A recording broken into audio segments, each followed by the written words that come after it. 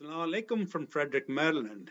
It is my honor to connect with you on this occasion, which is the fourth offering of OR Center for Quality Science. The fourth being a number after three, and three has been associated with validation for years and years. What is so magical about three?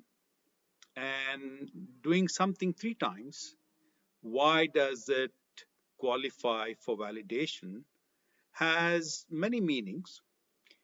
And when I encountered that challenge in the context of pharmaceutical manufacturing, the three batch concept for process qualification, um, without the level of process understanding and control needed, um, was creating many challenges within the FDA system. And I'm talking about 1996. I was new to FDA and I came from academia. I left a tenured academic position at the University of Cincinnati to explore and experience the regulatory dimensions of our practices. And soon thereafter, I was asked to help out deal with a challenge which had shut down a major part of a industrial sector which we call medical gases. Medical gases are prepared or manufactured in different ways. One of those ways is called air separation unit.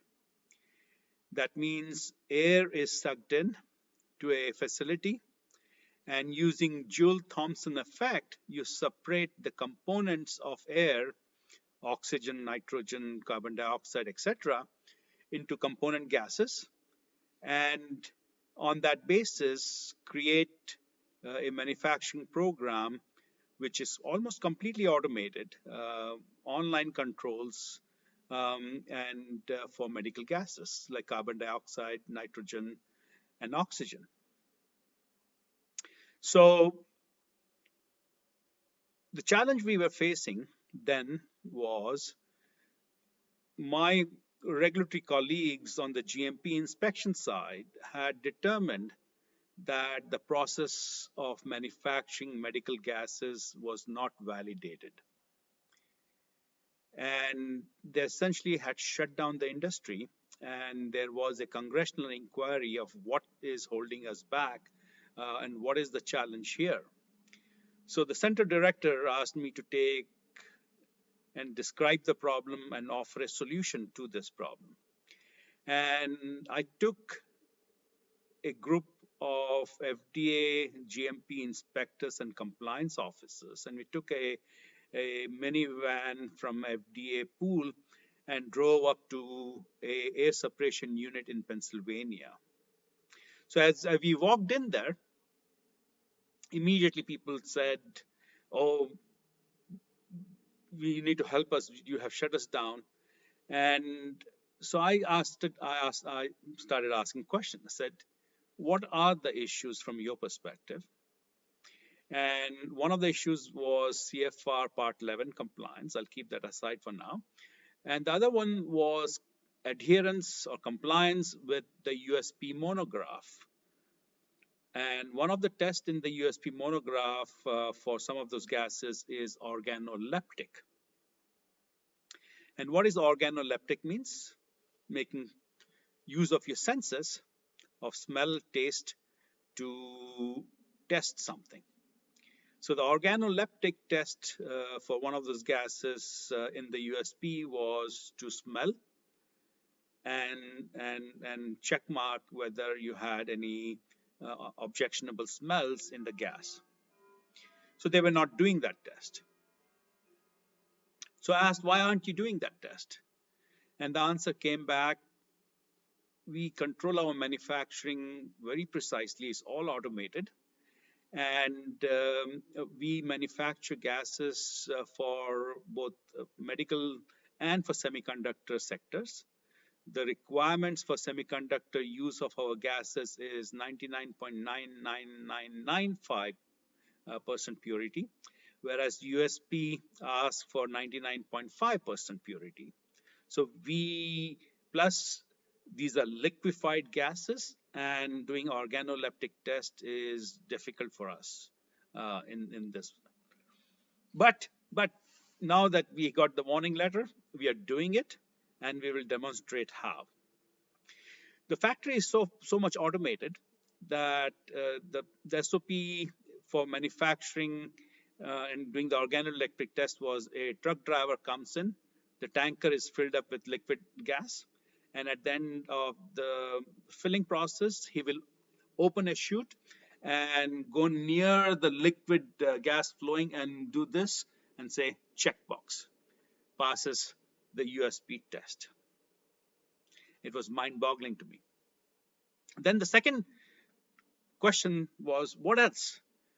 Well, we don't comply with validation because we don't make batches.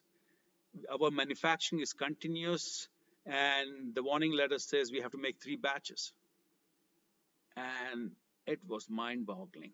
And that was the early idea of the FDA PAT initiative and quality by design, which I brought forward as a proposal in the year 2000, 2001. And by the year 2004, we had a guidance on FDA PAT guidance. And we gave a signal that the concept of 3-batch validation will change. And in the year 2011, FDA issued a process validation guidance, which is a guidance that is based on a life cycle approach to process validation in 3 phases. Phase 1 is design of process, phase 2 is process qualification, and phase 3 is continued process verification. That has been a very interesting lesson for me. And I think in many ways, in my previous interactions with the OR Academy and OR Center for Quality Sciences, I think what is regulatory science and how we bring regulatory science into manufacturing and formulation development has been my area of interest. And validation, I think, is a key. Validation can be of our opinion, of something to declare legally, but something that is evidence-based. And what I have learned is maturity needed for proper validation, the education, the qualification that we bring forward in terms of education, training, and experience. It is all aspects of education, training, and of experiential learning is necessary to truly understand what good manufacturing practices are and what true validation really is.